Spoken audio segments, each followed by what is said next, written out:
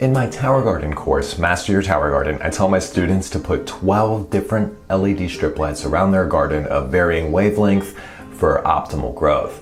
The biggest question I always get is, how do I put 12 lights around my tower garden? So in this video, I want to show you how I make my simple, inexpensive tower garden light stands, both the single light and the double light stand. So let's get right into it. First of all, we don't need our light to go all the way to the ground. So I'm going to measure up from the ground to where I really want the first light to start at about the first neck cup, which is 18 inches off the ground. So now I'm going to take a 2x2 piece of wood and I'm going to cut off 18 inches plus the 4-foot run for the light. I'm just going to go ahead and make all the cuts at once.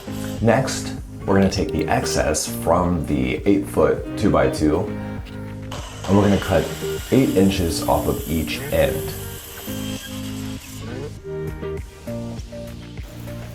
So first we're going to put some glue on here. I'm using Loctite Power Grab just to make sure it holds really well, because we're only going to be putting one single screw into this piece of wood, so we don't want it to turn and spin on us.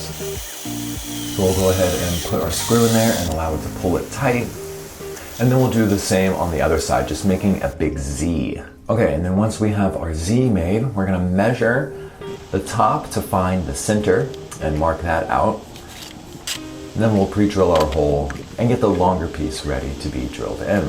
Then we'll put the glue on that and go ahead and drill that in from the bottom. And then we have one single light stand. I'm going to finish that up, but first let's do the double light stand. Now it's the same principle until we get to the part where we put our feet on. Instead of putting them on the inside of the 2x2, we're going to put them on the outside of the 2x2 like this, just for more stability, for a wider base. Then instead of using one long run up the middle, we're going to use a shorter 2x2 and attach it to the back instead of the top.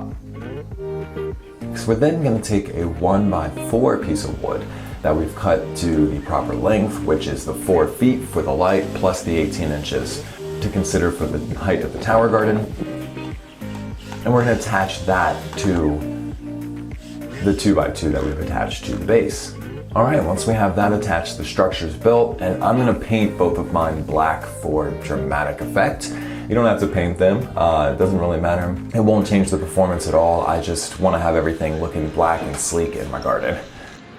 Okay, then we're going to use this double-sided sticky that came with these Barina lights.